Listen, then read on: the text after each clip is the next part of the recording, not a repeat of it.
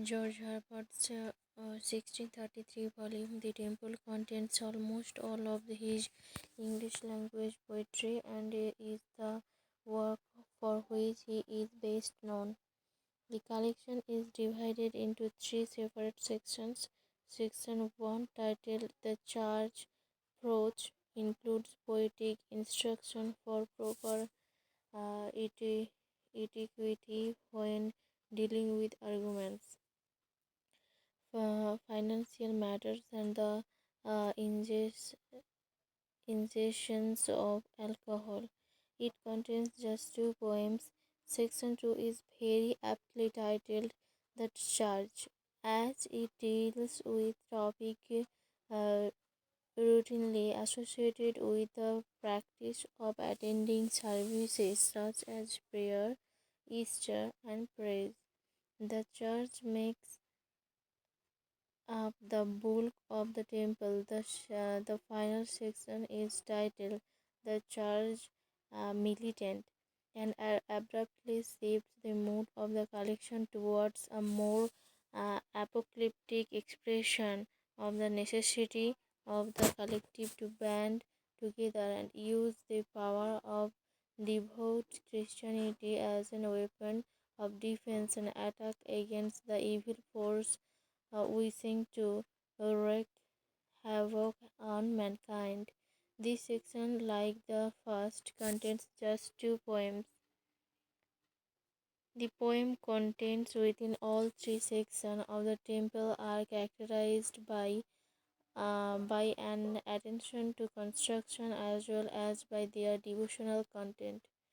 Many of the selections are presented with the context of safes.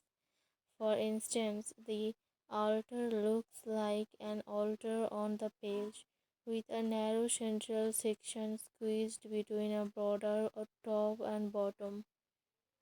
Other poems features less traditional stanza formation with unconventional and irregular in, indentation of individual lines within each stanza. Herbert also experiments with rhyme and meter, such as suddenly ending a poem on a rhyme after several free verse stanzas. This innovation secures his place in literary history. The poems oppose Herbert's personal view on God and Christianity. Some of them may be seen to have autobiographical content. For example, the temple contains a series of five poems under the heading of affliction. In this, the speaker gives an account of his physical and mental suffering in affliction.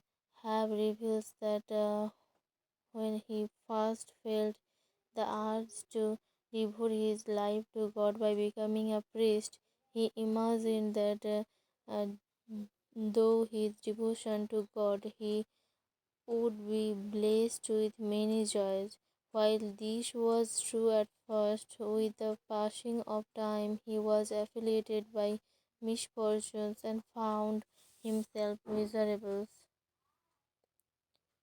The lines are my flesh began up unto my soul in pain, sickness clave my bones, consuming agues dwell in every vein, and tune my breath to groans.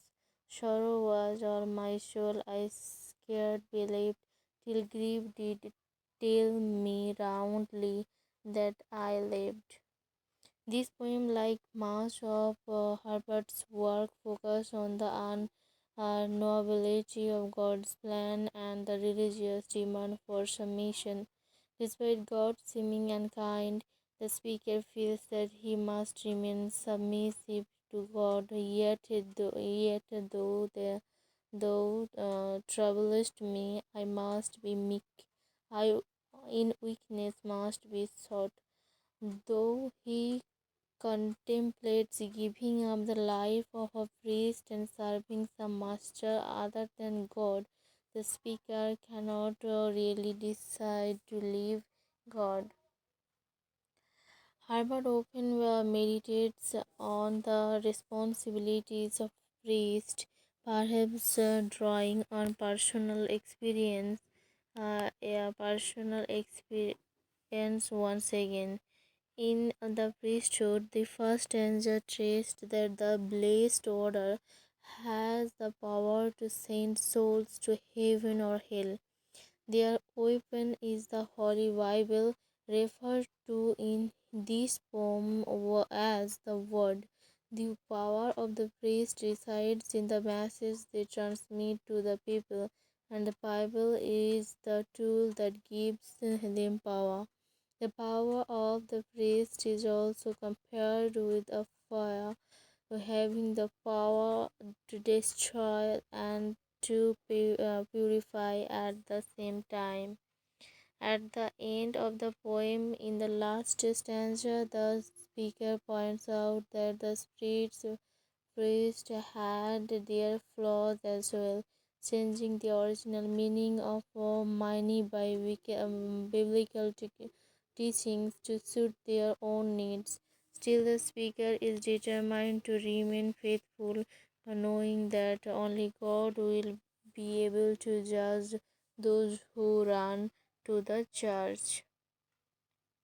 Despite the fate displayed in these and other poems, as suggested by affli- affiliations, the first religious doubts is also a theme throughout the temple. One of Herbert's most famous poems, The Scholar, focuses on a moment of rebellion against God, while the stanza in affliction are regular, perhaps reflecting a life that continues to be ordered and constrained despite the speaker's doubt. The roving free verse lines of the caller reflect mental and emotional chaos and have been characterized by many critics as a rant.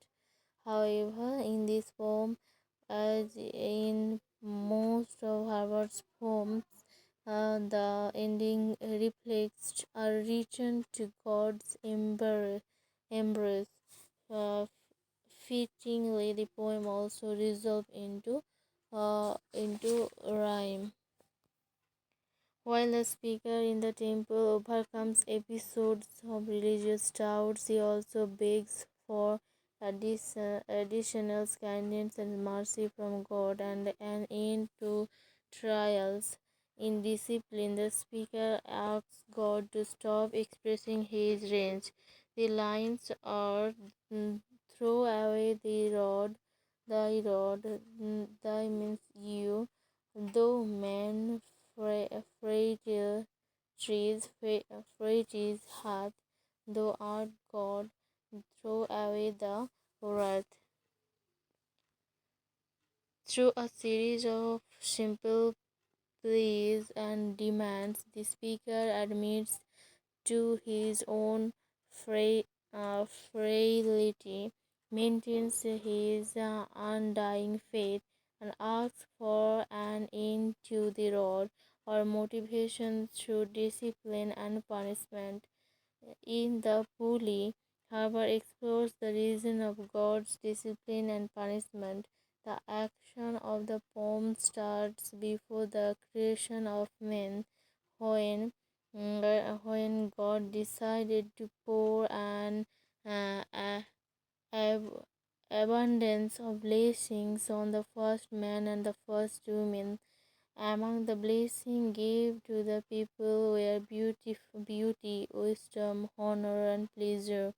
After giving these gifts to the people, God realized how they might in fact make a person stray from God, and thus He also gave them restlessness so that they will not be able to enjoy any gifts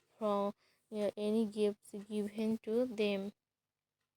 In the beginning of the poem, the reason why God gave humanity all those gifts appears to be his love for them, but as the poem progresses, it appears he only wants to be worshipped. Thus he gives humanity something unpleasant on purpose, something which will act as a pulley and drag humanity towards him. The god in the temple has more than one side, however, while discipline shows the anger and force associated with the God of the Old Testament. Poem, Poems like The Flowers so God's kindness. After a period of doubt, the poem marvels that his heart has opened again. The line is, "Who would have taught my uh, shriveled heart could have recovered greeniness." He realizes that he doubts only because he is not in heaven's paradise but on earth. The lines are, "These are thy wonders, Lord of love, to make us see we are but flowers that glide, which when we once can find and prove, thou hast a garden for us where to hide. Who would be more swelling through store for forfeit their paradise by their pride?" When one submits to God and God's love, one sees that true happiness will only be able in heaven. Doubt can only lead one to forfeit paradise and God's love. Viewed in this light, the speaker's applications and periods of doubt are actually a gift from God that strengthens his faith. This is also the message of Easter Wings, a poem in the shape of wings in which the speaker counts his applications as his teachers and accepts God's wisdom and love. In clasping and of hands, the speaker talks about the pleasure of faith. He starts the poem by claiming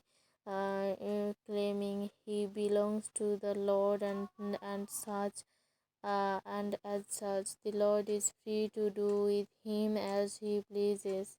The relationship between the Lord and the speaker resembles a marriage, and because of his similarity, the speaker claims that the Lord is his as well. In this relationship, the two people involved act as equals, and as such, the Lord has to perform various acts for the speaker as well, giving him everything he needs to live and have a happy life. The image of faith as a marriage relationship is used to highlight the strength of devotion towards God and the speaker's commitment to religion. The comparison also forwards the idea that the servant has to perform various acts in order to benefit from the mutual relationship between God and the faithful. Hubbard's religious poetry is not, however, necessarily conservative. His formal innovations, including uh, hieroglyphic poems like the Temple and free verse poems like the Collar, are accompanied by daring imagery in order to convey the psychological and emotional struggle or religious experience and ecstasy. Harvard sometimes draws on the imagery of romantic courtship and sexuality. The church, for example, the speaker laments the fact that he has lost his love and details his pinning. The lines are, "Yet can I mark how stars above simper and shine as having keys unto thy love, while while poor I pine." Harper wrote at the height of a period of popularity for courtly poetry poetry that lamented unrequited love. In the search, however, the speaker points not after women but after God. Similarly, in Love, the final poem in the section the church, the speaker expressed doubt that he is fit to sit and eat at God's table, and God, in the Jewish of love, smiles, encourages, and overall seemingly seduce him to sit and eat. In addition to the poem in the temple, Havard wrote several other poems in English, Greek, and Latin. While Havard's Latin poetry is less lauded than his English poetry, he takes up the subject of his mother's death, showing his tendency to draw on his personal experience. In addition, he wrote a work of prose called The Country Person, a guide for country person on their duties. Hubbard's work has had an impact and positive reception for centuries beyond his death. The temple is a paradoxical volume as it celebrates both the trials and the enjoys of religious experience, having um,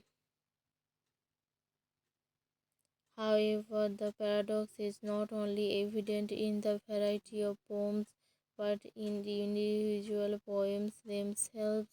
Does Hubbard speaker give in the gods willingly? Does he ever truly believe in his own worthiness for heaven, or is he forever conflicted and doubtful? Hubbard's complex lyric poems still reflect interestingly on both Christian and doctrine and on his own religious faith.